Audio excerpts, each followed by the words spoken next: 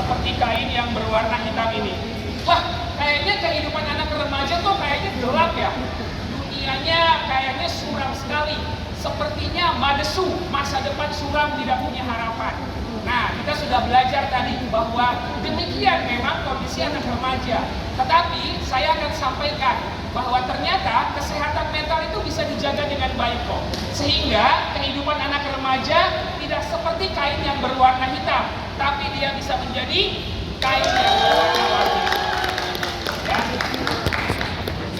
Jadi seperti itulah seharusnya kehidupan anak remaja, berwarna-warni yang indah, dan itu jarang sekali sekarang didapatkan di anak remaja masa ini. Nah, ini cukup menarik ya Bapak Ibu. Kita mau lihat nih bagaimana pergeseran manusia menghabiskan waktunya sehari-hari. Tahun 1930 itu manusia menghabiskan waktunya banyak dengan keluarga, sekolah, teman gitu ya. Dan online itu paling bawah, 0% ya. Tapi kita mau lihat pergeseran waktunya seperti apa. Oh, boleh diputar videonya? Volumenya dinaikin.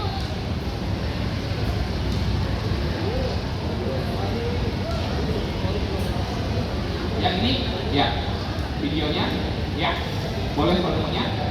Ya, kita lihat ya, ini dari tahun ke tahun, manusia itu menghabiskan waktunya dengan keluarga, dengan sekolah, gitu ya. Dan online itu paling bawah tuh, ya, online paling bawah. Internet, komputer mulai ada tahun 80-an, ya. Nah, kita lihat ini, ya, masih banyak dengan teman, dengan keluarga ya, menghabiskan waktunya. Dengan teman-teman di kantor, di tempat ibadah juga.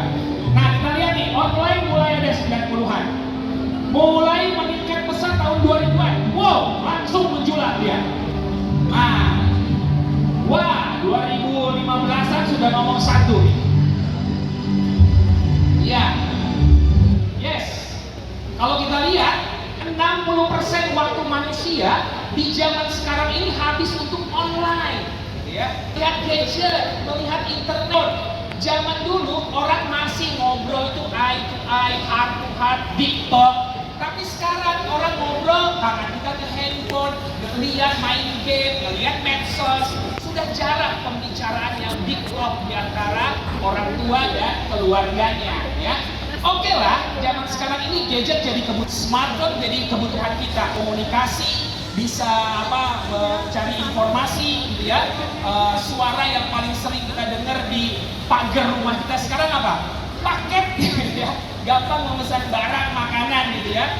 Nah, makanya saya tuliskan di sini kebutuhan dasar manusia. Kalau zaman dulu Abraham Maslow menuliskan ada 5, menurut saya ini perlu ditambah wifi dan baterai gitu ya. Kalau dulu datang ke restoran yang ditanya menu makanannya mana mas, kalau sekarang yang ditanya password wifi-nya apa gitu ya.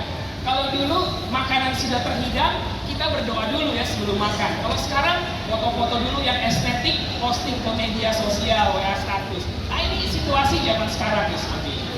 Nah, saya mau bertanya nih, zaman sekarang ini boleh di videonya ya. Zaman sekarang mana yang lebih menakutkan ya? Baterai yang lemah atau iman dan mental yang lemah? Ya, pertanyaan introspeksi ya, refleksi buat kita. Mana yang lebih menakutkan zaman sekarang? Baterai yang lemah atau iman dan mental kita yang lemah? Gitu ya. Hati-hati ya, karena di mana hartamu berada, di situ hatimu berada. Mana yang paling utama dalam kehidupan kita, itulah yang harusnya menjadi prioritas kita dalam hidup ini. Kenapa melihat gadget, handphone itu memberikan efek yang negatif kalau terlalu berlebihan? Yang pertama nih, karena kalau kita melihat media sosial, internet, kita mulai membanding-bandingkan hidup kita dengan orang lain. Sehingga banyak anak remaja yang merasa insecure. Nah, inilah yang kemudian membuat mereka bisa mengalami stres dan depresi. Karena itu adalah pencuri utama dari kebahagiaan.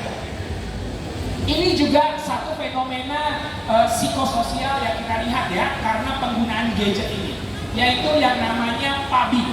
Pubbing itu adalah porn snubbing, sebuah sikap yang mengabaikan orang yang lagi berinteraksi dengan kita karena mata kita sibuk melihat handphone. remaja, ya. Kalau dilihat di sini nih, opa ini, kira-kira perasaannya gimana ya? Sedih mungkin ya, kecewa, nggak senang gitu ya, karena makanan terhidang, orang yang dia sayang ada, tetapi semuanya sibuk dengan handphonenya. Nah, inilah salah satu pemicu, makanya WHO mengatakan tahun-tahun sekarang ini masalah kesehatan global yang paling berbahaya adalah loneliness atau kesepian. Banyak orang sekarang ini merasa kesepian. Kesepian itu bukan berarti kita nggak bisa datang ke tempat yang ramai, bukan berarti kita nggak bisa kumpul-kumpul dengan orang-orang yang kita kenal. Bahkan di tengah keramaian pun seseorang bisa merasa kosong, merasa hampa, dan merasa sepi. Itulah namanya loneliness. Dan semua itu penyebabnya gara-gara apa? Digital, handphone, ya. Jadi saya sekarang lagi mau memulai sebuah gerakan, rindulah mata yang menatap dan bukan jari yang mengetik. Jadi harus mulai lagi kita kalau ngobrol dengan orang tersayang kita, keluarga, anak-anak, orang tua, tatap matanya, ngobrol, cerita gitu ya, berbagi dengan mereka heart to heart, eye to eye, deep talk, pembicaraan yang dalam. Singkirkan dulu itu handphonenya, nanti setelah selesai baru kita bisa buka lagi. Nah, ternyata kesepian ini resikonya sangat-sangat tinggi. Bahkan bahayanya itu sama dengan bahaya merokok, minuman keras, dan obesitas. Inilah bahaya dari loneliness atau kesepian, ya. Kalau di negara Jepang itu sudah ada fenomenanya yang disebut hikikomori.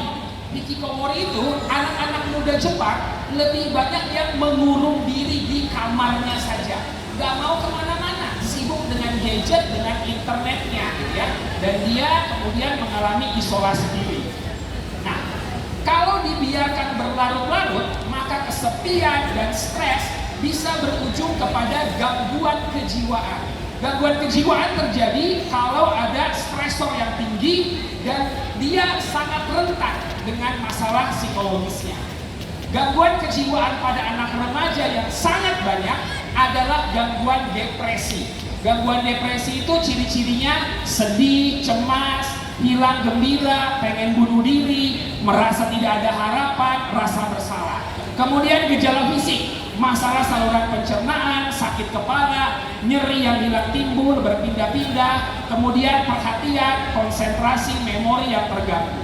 Inilah gejala depresi.